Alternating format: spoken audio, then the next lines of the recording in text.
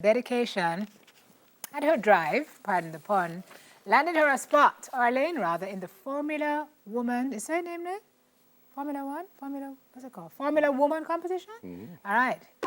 Formula Woman Championship. Yeah. It's a Jamaican race car driver, Sara Misir, just got back from the States, and we couldn't wait to have a chat with her. She's driving in now. She drove back from the States. She did. In record time, too. She drive all the way from Florida. Record time, too. Sarah, good morning. Hey, Sarah. Welcome to Smile. Good morning. Congratulations. Boy, what an honor. History maker. I'm curious to find out how you got into the sport, but this wasn't always your sport. You were an equestrian. Yes, I was. What happened? Something bad happened. Well, it wasn't something I would say as bad because it allowed me the opportunity to be where I am today. But what happened was here I got kicked in the face by a horse, unfortunately, and it was just a very crazy, tragic accident. I still ride to this day, but it was a bit of a scare, especially for my family. So my dad, who has a very long history in motor racing, kind of pushed a go-kart and was like, here, let's try a go-kart. And I tried it and fell in love with it. So here I am. Yeah, and you started late. You started when you were 16. Yes, I started around 16, 17, yes. So was there passion for it, or was this like, okay, Dad, if you want me to try this, I'll try this? But was your heart really? Yeah, go ahead. At the beginning, it was more of, I can't ride horses right now, so let me try this, what my dad is pushing. And so I tried it out and I started to fall in love with it, but it was very difficult because I was just learning and all of my peers were all ahead of me. Everyone I was around my age group was far ahead of me. So it was very difficult going from equestrian where I was riding from when I was 3 years old. So I was already at the top of my game and my goal was heading to the Olympics with equestrian. And then I started this whole new sport and I was at the back and it took a lot of hard work and a lot of ups and downs, but I got there. But you're a multiple sport person. I mean, you've settled on this, it seems, but you've been playing all kinds of different games all your life, right? Yes, I've always loved sports and competition. Where did that come from? You have brothers who took you to the park or something? Where did the love for sport come from? I have a brother, but he's Down syndrome, and me and him have always been very competitive in as much as we.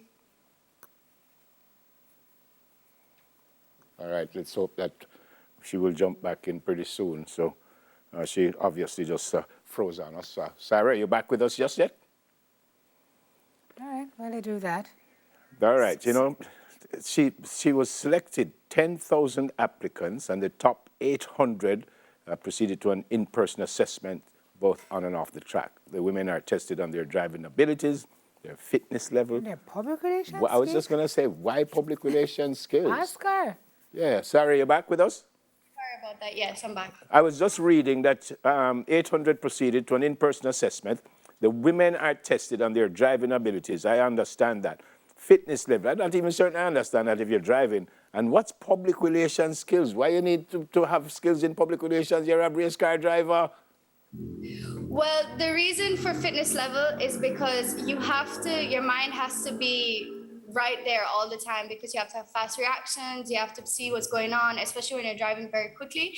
Things happen very fast. You need to be paying attention. So with that comes all the muscle endurance. So if you get tired, then you start losing focus, then your actions start getting slow, and that's where accidents can happen. So that's why they wanted us to be physically fit and test us on those things. How does it feel that you made it through all of this and you are going to be the greatest driver right beside Lewis Hamilton pretty soon? Well, I hope so, but that's a very far step. But it feels very accomplishing, especially with all the hard work I've been putting in the past few years, coming up through karting and always being at the back and then working my way up and working as hard as I can. So it's very comforting to see that all my hard work is paying off.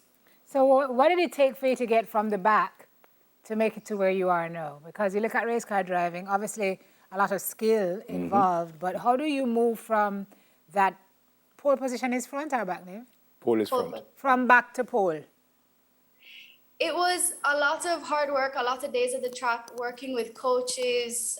One of my coaches were Colin Daly. He was very helpful through karting. And I had another coach overseas. His name was Kevin Perry, who was also very helpful. But I had my dad through most of it as well, kind of in my ears most of the time, saying you need to do this, and here's where you can cut time, and this is where you need to be more aggressive. So I had a lot of coaches around me, and putting in the time and the effort and the discipline is what got me where I am. Why number 13? Funny question. I actually always had the number 13 from when I was a question, because my dad had the number 13. So I just always loved that number. Nobody ever picked it, so there was always a number left over. So I just kind of stuck with it. Oh, so I guess you're not one of the superstitious folks who No. say. What do you do next? What's the next move? All of what we're talking about here. Well, the next move in the competition, they actually released some information last night. It's March 2nd and 3rd, which is the semifinal. So the top 50 go to that competition, and it's in the UK. They haven't disclosed which track as yet, but there's an on-track assessment, there's a simulator assessment, there's a technical and data assessment. So knowing like the technical data of the car, like when you go around the lap and you see on the computer what data comes up, so they test you on that. They test you on mental health and mental performance. They're gonna test us on also another fitness test, and one that's gonna be a little more vigorous. And I think the last one also a karting assessment as well as on track. Okay. Sara, does it ever get scary for you? Yes, but I do have a lot of nerves when I'm driving and setting up on grid and gearing up and putting on my gloves and my helmet. But once the green flag goes and I'm on track, everything just goes away and I'm just focused. How much do you need to know about the car? In other words, you have to be a mechanic here, or you just have to can drive? Well, I'm definitely not a mechanic, but I can tell you that I give my head mechanic a lot of questions because I like to learn. And when I'm driving the car, I need to have an idea of what's going on. So if I feel something wrong, I need to have some sort of idea where it's coming from, what I'm feeling. And with the data in the car, I need to be able to read certain things on the screen and know how to react, what switches to turn on, and those kinds of things. So this is your full-time job now? No, I'm still a student, as well as I work at a design firm in Miami. Then where you find time to do all of those things? I wish I could tell you.